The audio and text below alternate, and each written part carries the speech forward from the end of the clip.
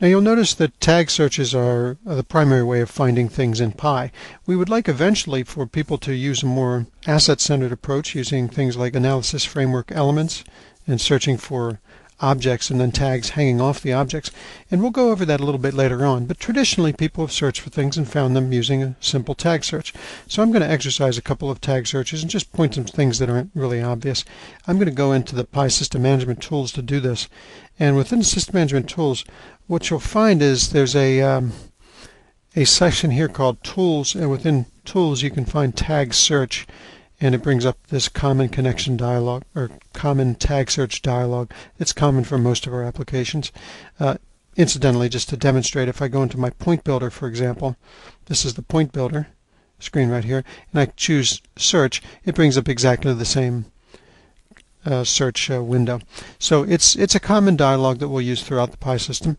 And you can search for tags simply by using naming conventions. For example, if I know I've created some tags that begin with the letter CD, I just choose CD in the tag mask. It is not case sensitive, and it uses the asterisk as a wildcard character. And this shows me just those things that are coming up with a beginning with the letters CD. Now compare that to using CD with a question mark, or excuse me, CD with a question mark 158. And what this is going to find is everything that has one character missing between this first two CD and the last 158. So it's looking at one character at a time. It should find just two results, these two that you see right here. I'll go ahead and choose the search. And as you can see, that is searching just for individual words or individual letters. If I search for two letters, now we find just one result. Now, of course, these tags or these searches can be mixed so that I can look for example, two different things at the same time. For example, all those tags that match this tag mask, and also have a point type of digital. And there's only one tag that meets that criteria on this demo system. So let me reset my settings. Different point types. Here are my float 32s. Here are my int 32s. There's only one of them. And here are my digital tags. And then in addition, let me reset again. You can search for just one of these things, either a value, a status, or a point attribute. So for example, a status, you might want to search for something like point created. Now, point created is a digital state in our digital state set. In fact, if I click here, I can see the system digital state set. And if I go down, I can find point created here. Yeah, point created would be a problem indicating that the tag's been created, but for some reason we're not seeing any data. Let's take a look. I'll do a search, and in this case I find no tags that have that. But this would be an example of doing some troubleshooting to look for tags that are have some kind of a problem or a value that you're not interested in. We have other utilities to help with that as well. But I can search in addition to for values, I can actually search for attributes as well. So for example, let's say we're looking for the attribute called location code 5, and we want to see everything with the location 5 equal to 0.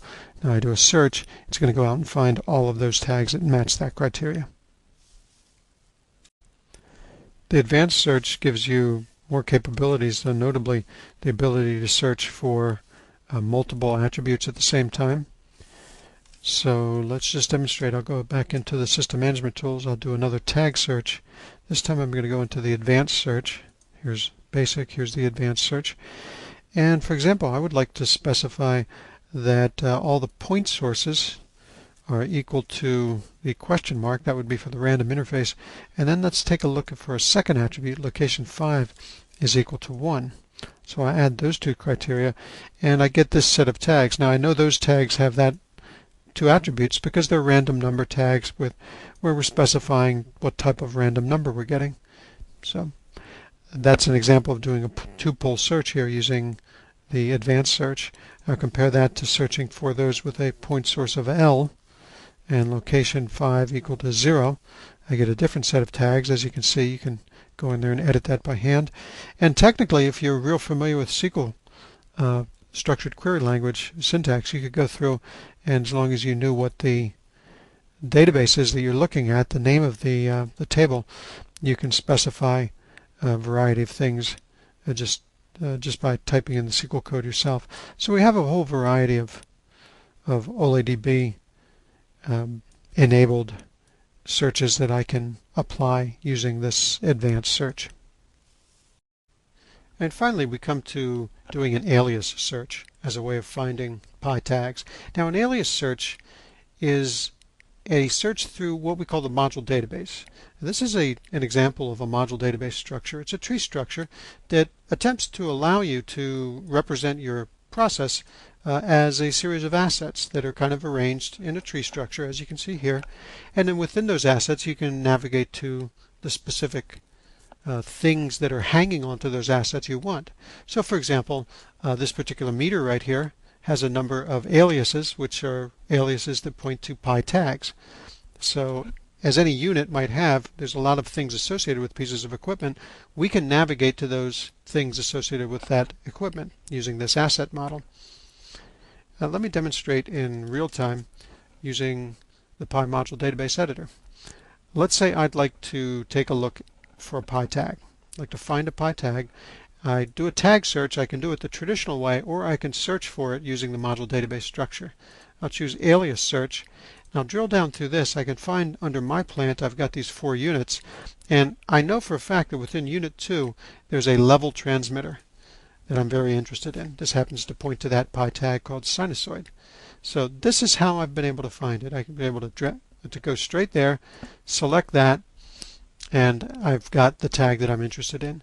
So again, if I need to find some other level transmitter, instead of using some naming convention, I simply go into this unit structure here. I find those things that are also level transmitters, and I select them, and now I'm looking at all of my level transmitters. And it looks like I forgot to select all of them, so let me go ahead and do the search. Yeah, see, like any good search engine, we retrieve or we cache the latest results. So let me go ahead and select these 2, which I forgot to select before.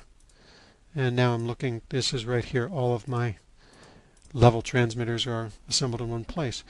So what do we have here really? Well, we have kind of an asset relative search. It's a search that searches through this hierarchical structure. The structure can be of any type that you want. In this case, it's a physical layout. But if you're an instrument technician, for example, you might want to look at it a little differently. Instead of by layout, you may look at it by manufacturer, for example. Now, this module database I've been talking about, this is just the first of our attempts to come up with a kind of an asset database to work with the Pi server.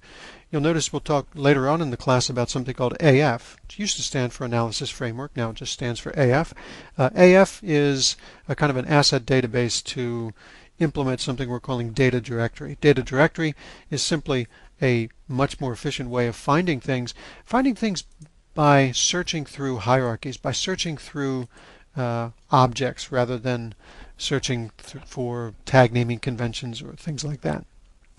Now let's look at some things we could have done with this to make it a little easier. I could have searched just by alias. So for example, if I'm looking for a level transmitter, just type level, and let me choose my plant. This is going to search through that tree and find all those things that use the alias called level. I can select those, say OK, and now I'm looking at all my levels.